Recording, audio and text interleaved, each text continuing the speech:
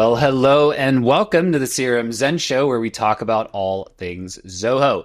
This is episode 366, the beginning of AI agents everywhere, recorded for Friday, August 1st, 2025. From Zenatta Consulting, I'm Tyler Colt. And I'm Greg Belnap, and let's get right on into the show. Let us do it. Feeling a little less wise this week, Greg. I had all 4 wisdom teeth removed last Friday. It was a bit of a toss-up if I would make it for this show, but I'm feeling all right. I'm still slightly swollen. I've got a bit more jowls than I normally do, but overall, hanging in there. How's your week been?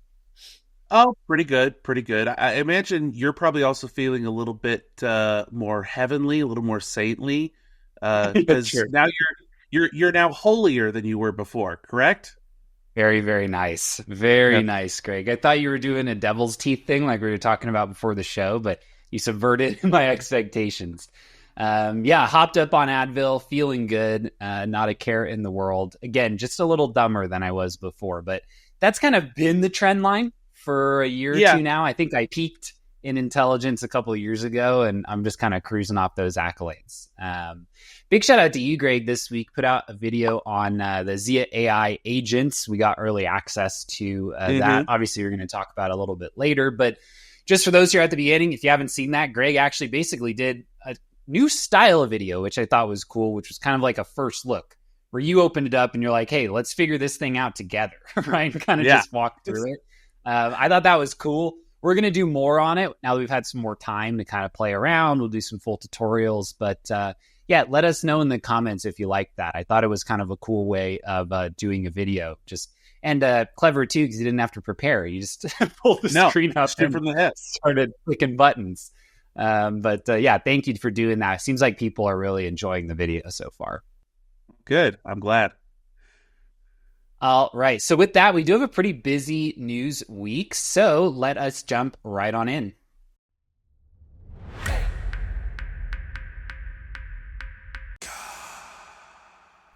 All righty. So leading with the show title here, this is from Bigin. They're doing a lot of these now, these big fancy pages. I like them. I think they look really good. I like this kind of heavenly light. The light of heavens bequeathing AI upon us here. So this is AI-powered automation inside of Zoho Bigin. Probably going to see this a lot over the next couple months as they roll out some pre-baked AI agents across the ecosystem. But really what this is a handful of Zia agents that are going to come out of the box for Bigin. Again, I say it all the time. I love when they give us examples so that we can start with something and then make adjustments. Handful of these here. Reply assistant, as it's looking at emails coming in, it's going to, kind of pre-prepare an email or WhatsApp response. Cross-sell genie, essentially looking at a deal that got closed won or a deal that's in process and maybe making some suggestions like, hey, you're buying a sound bar. Do you want a wall mount? Right. And then lastly, looking at loss reasons, right? Like, why did we lose? Hey, they had certain requirements. We didn't meet them, the delay in follow-up, blah, blah, blah. A lot more of these. So again, you'll basically just install these, define a couple actions, and then let them run.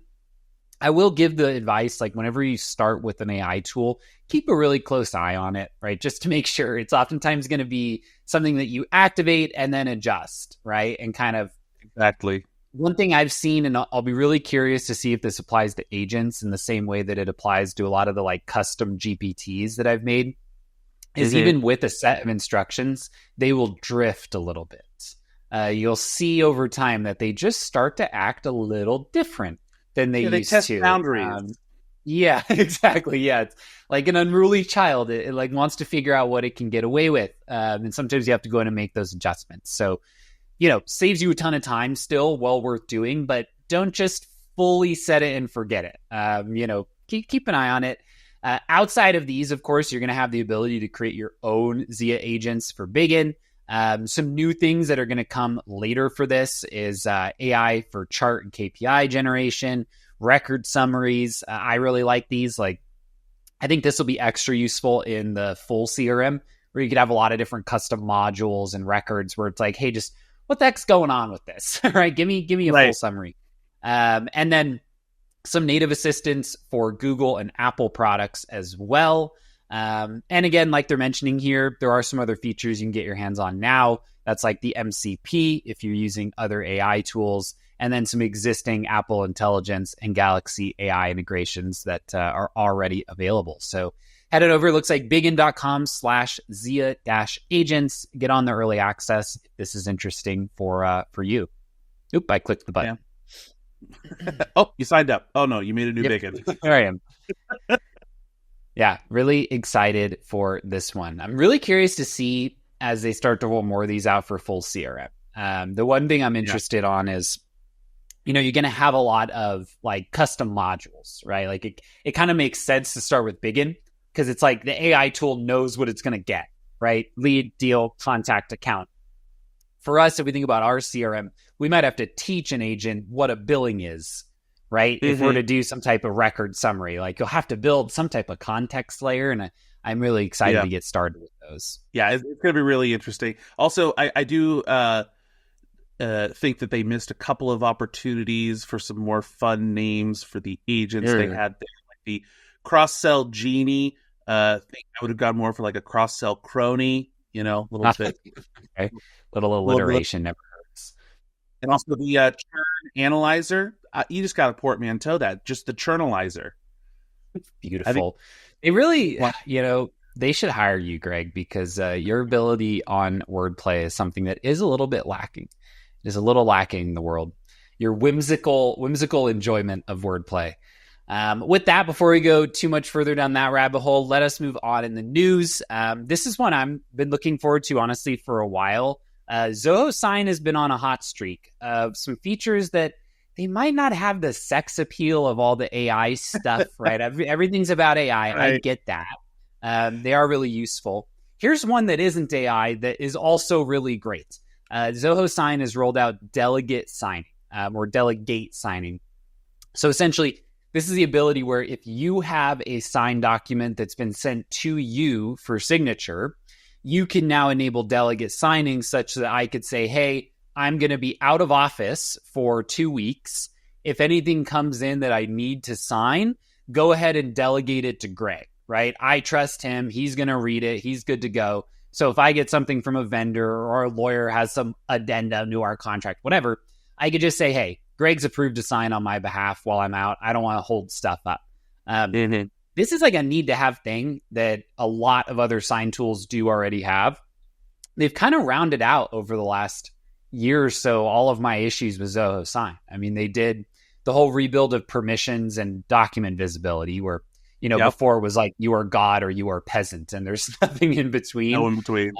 Now they have the ability to request edits and make changes to contracts mid-request. And now they have delegate signing. I mean, interested to hear from the viewers. I mean, is there anything missing at this point from Zoho Sign? It feels like they've kind of rounded it all out. We're really happy to see this one. Yeah. The one question I have with the delegate signing, my guess is that it can only go one level. But what I was wondering is if I'm your delegate and I have a delegate, can that delegate sign one of your documents? Because is it a cascade or a delegation of delegates? How would that work? I would have to assume it just goes one level, right? I also am assuming that it's like, oh, I'm allowed to sign on Tyler, but it has to be me. It can't be one of my delegates. But it would also be interesting if that were the case. If it was like, well, you just, anyone. The intern is now signing the contract. Yeah. So again, especially for large organizations, though, this can be really, really useful. So great job, Zoho Sign team, just rounding things out. Next one here, an integration. Man, I thought this existed. An integration for Zoho Books and Zoho Forms. I guess maybe I'm thinking like you could always do the payment checkout page, right, in a form, but that technically wasn't a books integration. That was just like an integration to Stripe or PayPal or whatever your payment processor was. So this is a direct integration between Forms and Zoho Books. Essentially, what this is going to be able to do is add data to customers, vendors, or custom modules. So just to be clear, This is not an integration such that like an invoice gets magically created and paid in the background, right? This is like you just want to route in like customer information. Maybe you're not using CRM, but you have like a vendor onboarding form, right? Something like that, where you wouldn't need to do that with Flow anymore. You could just have this directly in with the same type of integration that you use for any other Zoho app. Exactly. I mean, I guess theoretically, since there is custom module integration, I guess you could set up some kind, like create a custom module that kind of acts like a job maker, so that if you did want like addition, like you could have a form, like feed whatever you want into that custom module. Now it also depends on, I don't know if creating a record in a custom module via the form integration triggers workflows. Yeah, might have to do like a scheduler or something, right? Yeah, possibly something like that. But then you could use that then to create records in. So even if you wanted to like, well, I really want to be able to do something with like my products or whatever, like if you wanted to create a form in Zoho Forms for your warehouse team to kind of use for product counts or something like that, right? Now there is already product counts in Zoho Books, but like if you, I don't know, for whatever reason, you're like, I don't want to, do all the portal access. I just want to give them a public forms link that my warehouse person could submit something. You'd create like a custom module that's like my custom, like my, stock count form submission module or whatever, and then have a function run in Zoho Books that would then read that type of adjustment in forms and adjust something. Yeah. Got it. So really nice to have. I still looking for that kind of magic silver bullet, because a lot of times what you end up doing is like you have a form get filled out, something happens in the background, an invoice is created and sent. There is, and we talked about this really enough a couple weeks ago, I think when Creator added the checkout integration, that there is a value to like capturing a payment when the form is submitted, right? So you don't have this two-step process. Again, you could always do like a secondary integration that just creates an invoice, marks it paid, and then you reconcile the payment later. There are workarounds for it as is, but overall, really nice to see. Always happy to see a new integration for forms. We use that thing constantly. Next one here, just kind of a follow-up story on the SalesIQ universe with respect to Nova 25, one of our favorite named updates. If you want to have a fun read, missed opportunity read that original article going over why it's called Nova. We were having some fun with that before the show. Very creative from Zoho. Very creative. Also, again, a missed opportunity for SalesIQ universe. Just it was you right there on it today, Greg. I'm just saying. I'm just pointing them out. It's right. I know this is going to come up in our weekly. These portmanteaus are going to come up in our weekly quiz. With that, we'll get into this article here. So as we've gone over all of this in detail, a lot of the big ones here, the proactive WhatsApp messaging, broadcast messaging. This I don't actually think was covered in the previous one. This is almost like a mass email, but via WhatsApp through SalesIQ. I don't know exactly who's using this, but I guess if you're using SalesIQ to just generally manage your WhatsApp messaging, I could definitely see that. You will have to have a pre-approved template, right, with the rules that WhatsApp has. Templates for bots, love to see those. More workflows and task automation, additional profiles. I mean, again, we've gone over a lot of these, the AI integrations, of course. Just wanted to get this into the show because a lot of people actually use SalesIQ. Like if I kind of take our YouTube channel as an index for what applications people are interested in and which ones they're using. When we make content on SalesIQ, people watch it. It seems to be pretty commonly used out there. So wanted to get this one in the show for everybody just as a more detailed breakdown of every single thing that's with this update.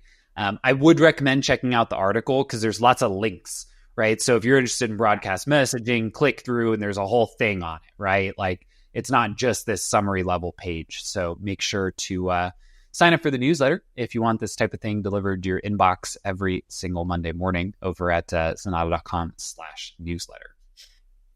Like that plug, Freddie, I'm a pro. Next up, any thoughts on this one, Greg? I mean, any highlights you'd want people to be extra aware of with Nova? I mean, for me, given that I'm a dev head, I like that they've added the workflow rules now. You go down to the automate everything that slows you down with workflows. So just very simply, you can just you could have something that triggers, like whenever a conversation, something happens in a conversation, you can trigger a deluge script. So so something so it just adds a lot more flexibility there for further automations, especially because the workflow and bot builder sometimes can be a little bit more cumbersome if you just have like a very simple deluge function you're trying to execute, because you have to kind of add in all these extra elements. So nice move for the developers of adding in those workflow rules.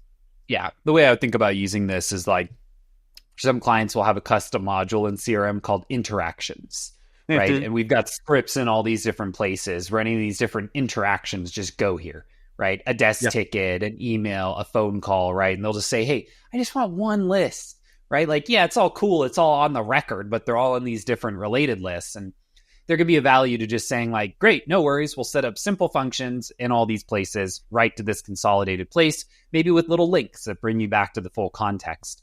You like that little solution architecture on the fly. And this would be one of those ways you could easily do that, right? When a chat is completed, function triggers, go ahead and just add it to that log. It's the big special sauce of Zoho and really the whole ecosystem, right? There are like CRMs, like you look at Salesforce, they've got like, workflows. I think they call it Lightning or whatever. No, that's a new version. What do they call it? Their little coding language. And that's all great and well, but Zoho has the whole suite of apps that all have Deluge baked in. And so just that level of flexibility. Again, we're biased as nerds, but we always love to have more opportunities to trigger that type of automation. Yes, we do. All right, next one here for Zoho Recruit. These are some updates to portals. Now, keep in mind with portals and Zoho Recruit, there are a lot of different ways that people use a portal here. You've got like a candidate portal, a client portal if you're like staffing or recruiting. You've got portals for vendors, and then you've got a whatever you want it to be custom portal. These are supported for all of those. What they're going to do is essentially enable us. Looks like they put in the images wrong here. They are going to allow us to create custom buttons and custom links that can then be displayed and interacted with via the portal. So these are things like launching a third-party tool, executing a deluge function, whatever it may be. You'll be able to now make these visible for those external parties that have logged in, via your client portal. So here they're saying like, hey, we have some consent form. It lives outside of Zoho. We're going to surface it here for you in the portal, so you don't have to like copy paste some type of link or do something weird to get there.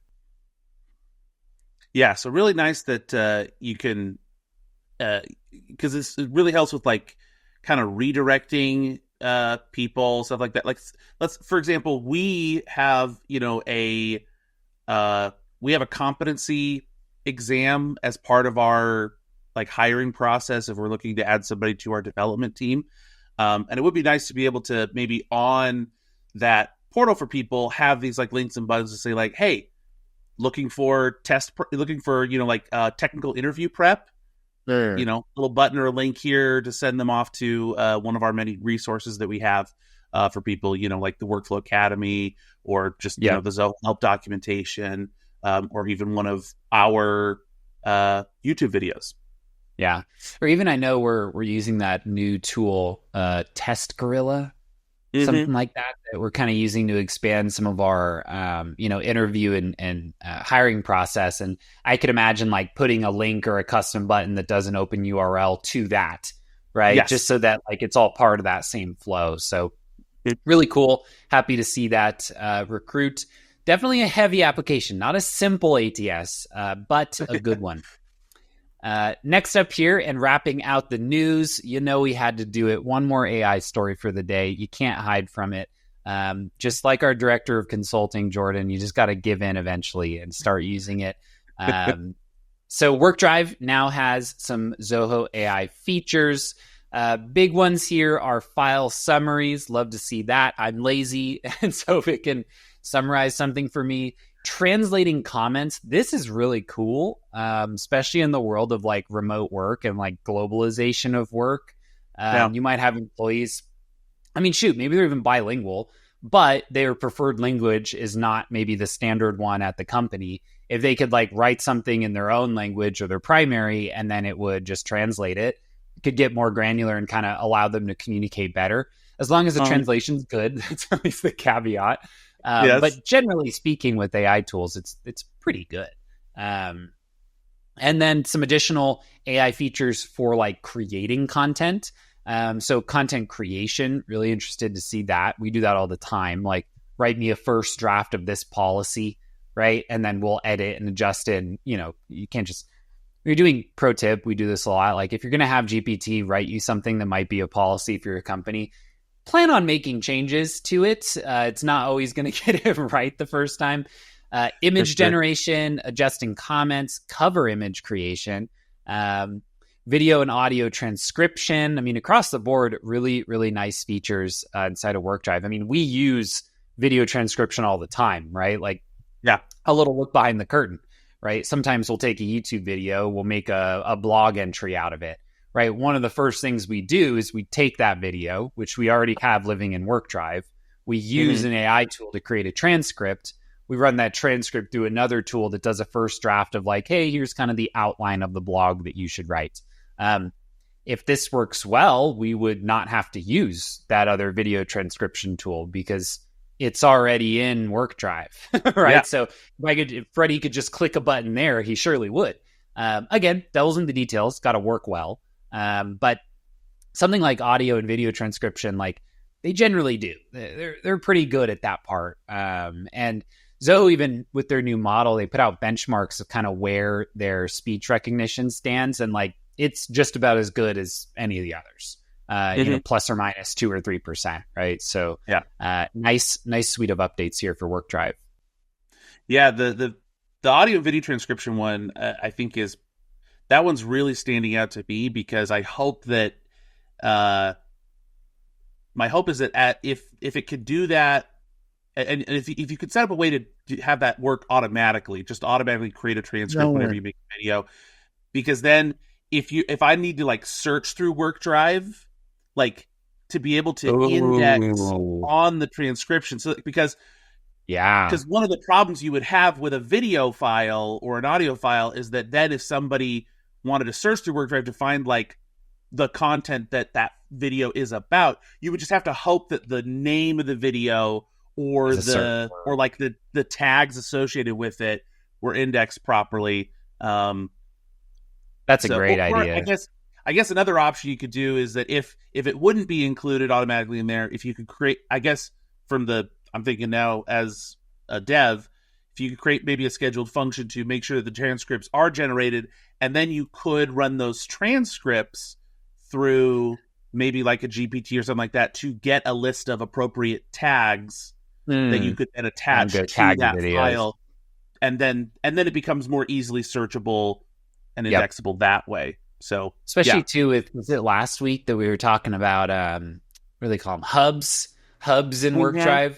If you had a hub where a lot of these videos went, or like you took the transcripts. Oh, I love this idea. Hear me out. Take a transcript, run it through an AI tool to write a document out of it. Like I do that all the time. I'll turn on voice mode on my phone and just run my mouth, as I'm prone to do. And then it will format it into like a nice document for me that I can forward on. Then take that document, bring it back, put it in a hub. Now it's searchable. I like that. So yeah, really cool. Again, it's really interesting. The more I see where Zoho's going with these AI tools, it makes a pretty compelling pitch for the product suite, right? Because again, as long as they work well, right? A lot of these, like, you got to put rubber to the road, but they're moving quickly on a lot of these things. And like, they're not really, I mean, if I think about like, Google Gemini in Workspace, it's like basically all the same stuff and even more included in WorkDrive. Like, I don't think they have automatic transcription if I upload a 1-hour video file to Google Drive. So really kudos to Zoho. They're keeping up on this stuff. And being candid, I thought they might end up a little behind just because they're building it all themselves. That's how they always do it. And it's hard. It's really hard to make these things, right? Like it is hard and very expensive. But yeah, they're doing a great job at kind of keeping up with the curve so far. All right. I think with that, we have wrapped out the news. As always, if any of these are sparking ideas in your head and you're like, man, I want to go. I want to build some more stuff in Zoho, but maybe you need a little bit of help. Just head on over to Zenatta.com. Click on that book a meeting button. We'd love to talk. Always happy to chat and see if we might be a good fit to help you out on your Zoho installation. With that, I think we're ready to jump on over to Club Zenatta and check out our code share of the week.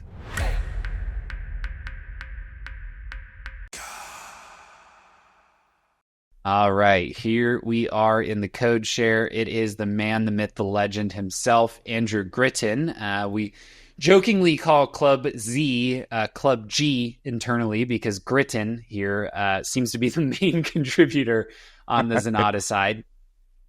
This is a code share here, pretty plug and play. I will put a caveat or two as we go through it, but Greg, this is converting state names into abbreviations or proper case formats inside of Zoho. So what are we doing here?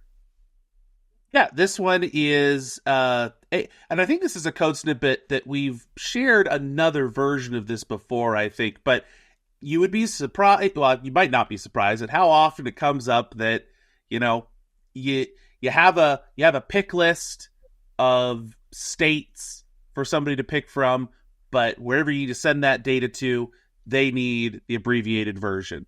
And so you just kind of have to have a little reference function ready to be able to convert any full state name into an abbreviation or vice versa. Yep. And so what Andrews does here is starts with a big old map. I would recommend if you are going to make this map, well, you can just copy it here, obviously. But if you were wanting to make this function from scratch for whatever reason, this would be a great use of ChatGPT to say, hey, make me a JSON map of state abbreviations and full names. And then he's got a couple of kind of Booleans up at the top to act as like his settings for his function of what he wants his output to be. Does he want the output to be the shortened abbreviation, the full name, or the full name with proper casing? So he's just got that big old reference map where you have a list of pairs where you have a key that is that full state name, and then its associated value, which is the abbreviated name. Then you go down to creating your first variable of that he just has the word state, right? And he makes it go all uppercase so that it matches the format of his reference map here.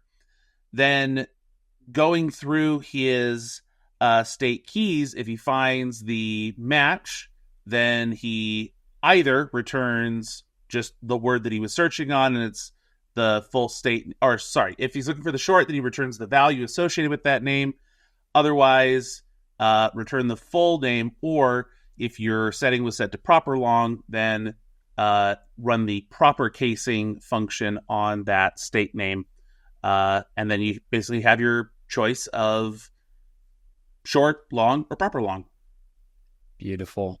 The one caveat I will put on this, and this really just depends on how you're getting like the input of the data, is, and there's no real silver bullet for this. I use that saying a lot now. I've noticed that's twice in this show. It goes up. It goes up there with rabbit werewolves on the mind. Yeah, rabbit hole. That's a classic. Misspellings is the one way where this can go wrong. You see that a lot. Yeah. Like, or someone fills out a form. It's like, what state are you? And they say Cali. It's like, one, no Californian will ever call it that. And two, that's not the name of the state.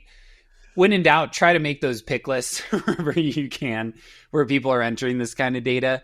Or if you want to spend a ludicrous amount in credits to solve it in a really interesting way, you can always have AI do it because it'll actually read like misspellings pretty well. But again, is that a good use of OpenAI credits? Nah, maybe not. Bit bit nebulous there. But again, if you've got pretty consistent intake, really good. Or like I've seen people who'll have a data source. Maybe you're getting it from like Zoom Info or one of those places, and half the time it does full name, half the time it does abbreviations, but they're consistent. They're always consistent. So you're like, hey, I just want to normalize them all to one, right? This will work perfectly for that. As always, this code share and all others live over at club.zenatta.com. That's just our community for Zoho nerds, by Zoho nerds, where we like to chat about Zoho, unsurprisingly. We share our code, we answer questions, we actually take input for the show. We're doing one of those this week, our Ask Zenatta Anything About Zoho segment. So while we're signing up, totally free, why not, if this type of thing makes you happy. With that, I think we're ready to head on over to the website and check out what's new on Zenatta.com. Alrighty, this is a cool one. This is a really fun implementation. This is for C&G Arms. Chris over there, great dude. Basically, what they do is they make a 3D printed product. It's like a holster, right, for a firearm. Yeah. And, from an inventory perspective, what that means is that what they generally have on hand is a bunch of goop that you can run through the 3D printer, right? They make a lot of this stuff on the fly based on orders because they can produce it really quickly. And so, again, you'd always kind of rather hold your inventory in a raw material. Well, not always, but in a lot of cases, because it gives you options about what you can make based on what people are buying. So essentially the build out here is you've got composite items where the component is the goop, a certain amount, right? That's going to get transferred into that finished product. So we built out the inventory system first, and then Chris was like, hey, let's keep going. This is awesome. So what we did is we built out a creator application where when an order comes in that has a product that needs to be printed, where we don't have stock on hand for it, it essentially creates a work order that they manage in a Kanban view in Creator to print that item.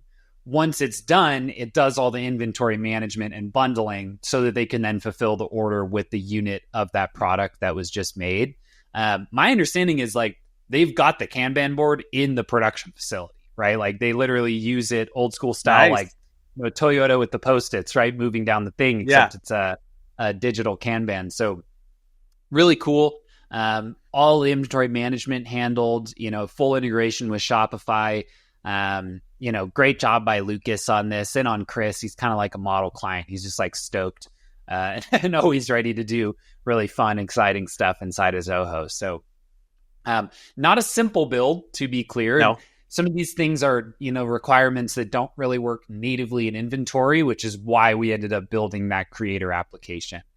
Important note, if you're going to implement something like this with or without the help of a partner, get the inventory side buttoned up first, then go do the cool creator thing, right? Because you can do all this in inventory, especially with the assemblies module, like pretty decently.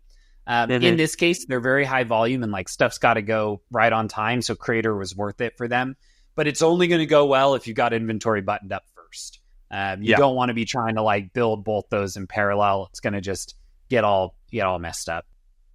Yeah, we have another client that is a very similar situation, except they're like a compounding pharmacy, right? So they're dealing with. So now you have not only so they have their different source medicines that they're mixing together to create the end products, things like that. So not only do you have like the same goop stuff that you have going on with these guys, but now also batch tracking on top of that, because each one of these compounded medicines now also has an expiration date, and things like that. So little extra wrinkle, but we are handling in a very, very similar way where we create like you said, the composite items that's made up of the source goo, and then creating a batch. That batch is that batch then gets put into a bundle, and then that bundle can get sold as individual products. Yeah, very cool. I think we're also using Creator for that one in kind of have connection to with some of the workflow side. You've got more options now with the assemblies module in inventory, but in this case, it was like Kanban. They wanted the board. That was like if we're going to build this thing, we want the board. And it's like, let's do inventory doesn't quite have the like really slick and slim UI for like your ground level workers and things like that. So having something like a creator app to kind of act as the portal for them is where it's like a front end, so they don't have to go and monkey around in inventory. Because I'll tell you, like, people don't like having to go and monkey around in inventory. Like, I think it's a pretty good tool. It's pretty intuitive, but I'm biased because I stare at Zoho apps for 50 hours a week. So it's like, of course it makes sense to me. But in a lot of cases, like, there's a steep learning curve there where, like, for this, it's like, hey, orders are going to show up here. You grab them, we move them across, you're good. Big shout out to Chris. Thank you as always for the case study.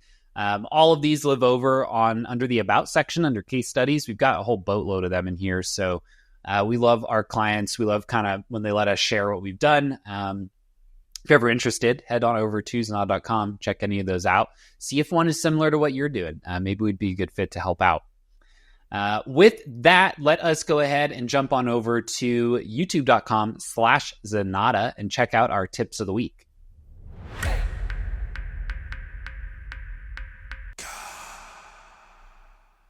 Alrighty, Greg, you've done it. Of course, I'm kind of jealous, to be honest with you, because I was really excited to record this video. You were gearing up to do this video yourself. I was so excited to do this video. And then, of course, I think they actually turned it on for us while I was on my way to the dental surgeon to get my wisdom teeth out on Friday.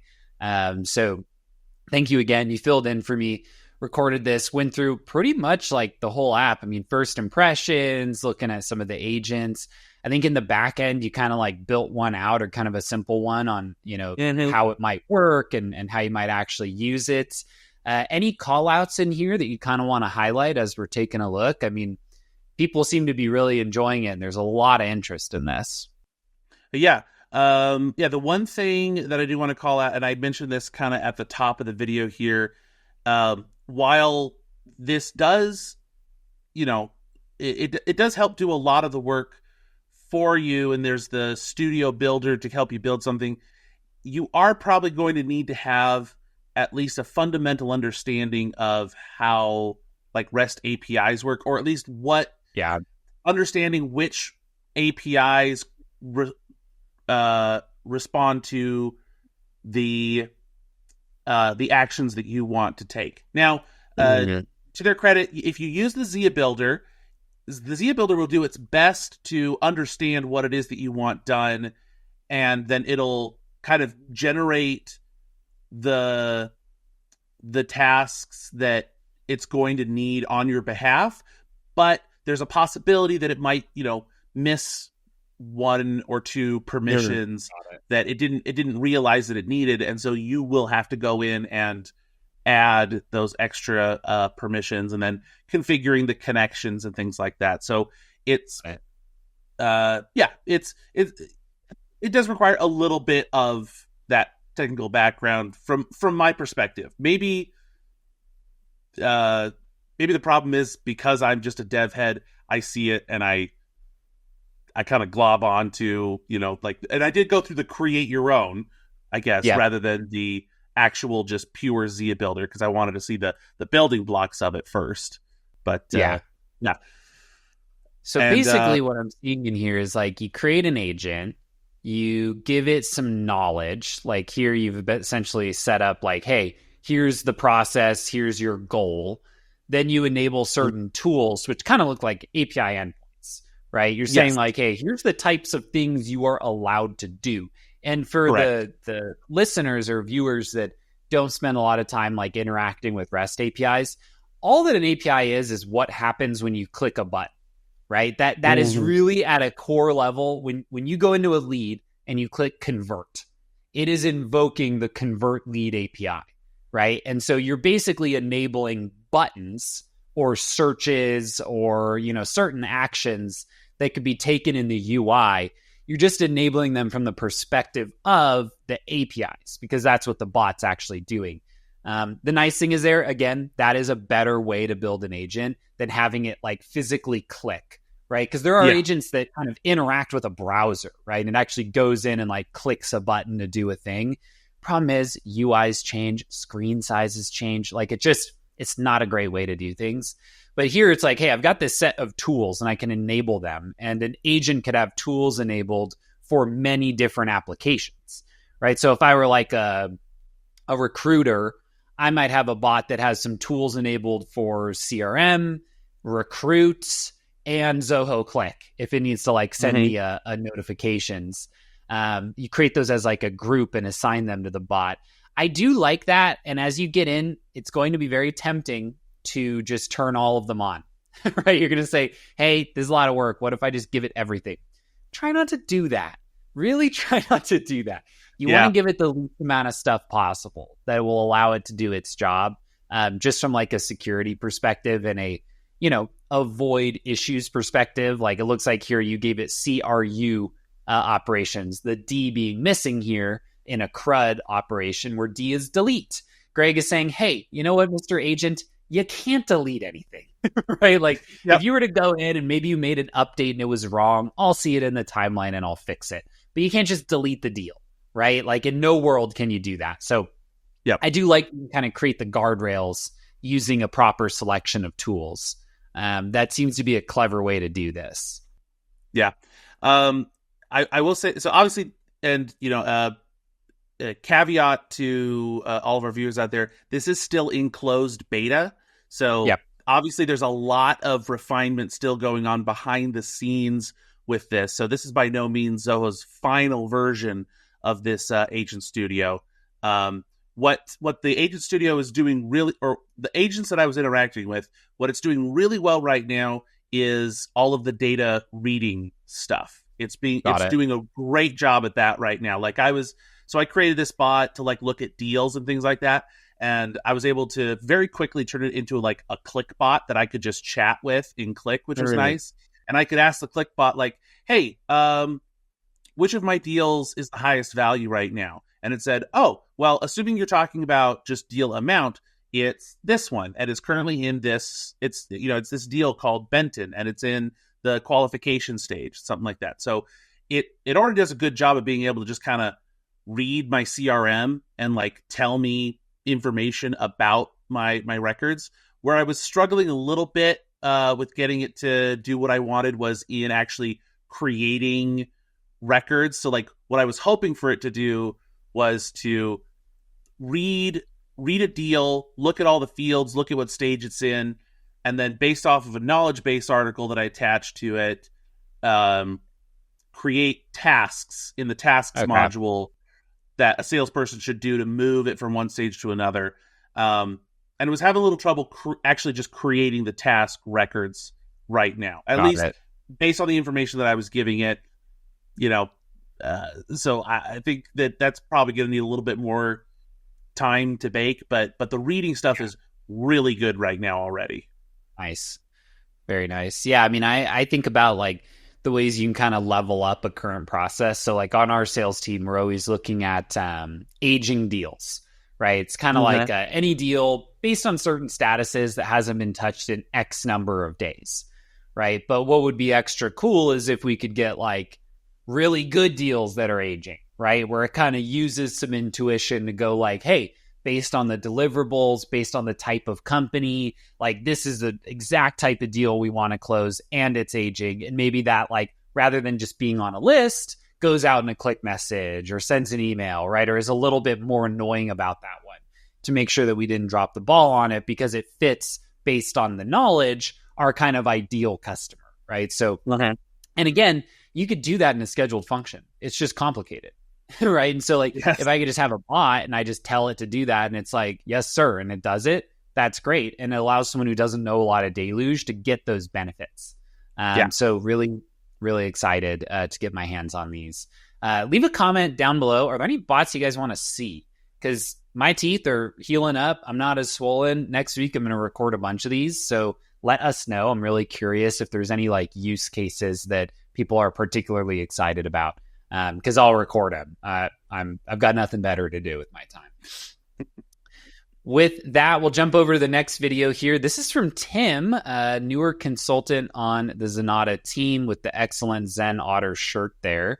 What he's done here is create a pretty technical deluge tutorial about how to essentially build a workflow where you're using previous field values to adjust the way that the workflow is going. So the way that this pops up is like, hey, if we move to stage 3 in our deal flow, we might want to take a different action depending on if we ever were in stage 2, right? Like, did we skip a stage here? Sometimes it's like, hey, we can skip stage 2, but if we do, they need to sign this document, or they need to get this email, or a manager needs to be notified. And so what he's done here is kind of set up a standardized place using a set of fields that he's essentially calling current field and helper field, to manage the ability to like check where we were before we got to where we are before we take an action. He's given as well kind of like template code, template functions to allow this to work smoothly. So while we're taking a look at, definitely a more technical one, you probably need some deluge knowledge to get this to work. It's not quite copy paste because your use case is going to be really specific to exactly what you need. But this is one of those things that does come up. So he thought, hey, he had a fun time building it. And so he wanted to record a video. And so far, so good. Seems like people are enjoying. Yeah. And loyal viewers of the CRM Zen Show might recognize this tip as a code share that we released on Club Zenatta, I think about 3 or 4 weeks ago, something like that. So here's just now the nice video walkthrough for it, because admittedly, that code share, even you and I, Tyler, trying to explain it here on the show just through text and words, we were like, trust us, you kind of have to see it to know what's happening. Trust me, bro. I promise you it's cool. But yeah, now here you'll be able to see it. And again, it's like stage, previous, and helper. Helper just being this thing that kind of temporarily holds stuff for you.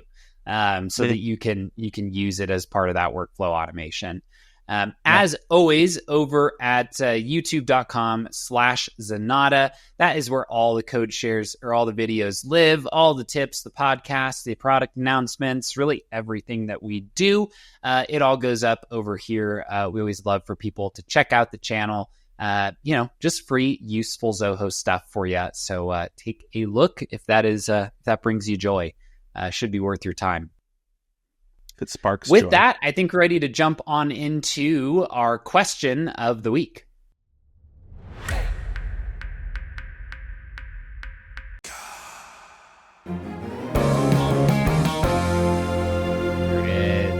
Get the guitar. You gotta Always love good. it. All right, this is a question from Nick, longtime, contributor actually on Club Z. If I remember correctly, I see him like help other people. So we thought, hey, you know what, man, you definitely get yours answered here.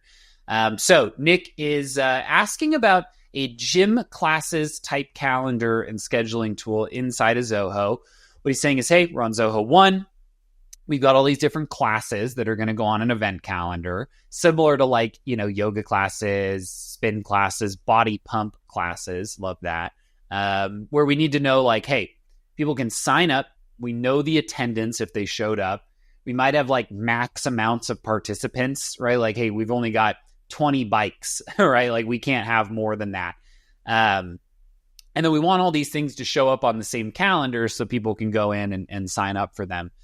Really our thought here, and Andrew did, of course, already answer this on Club Zenatta, but we thought we'd expand it a bit, is it's probably creator, right? Because you could have this calendar in something like Zoho Calendar, but there wouldn't really be a great way to like have people access it and sign up and not allow them to sign up if it's a certain number of people. Or like, I'm almost thinking you'd have these different class types, right? They might be color-coded. Right.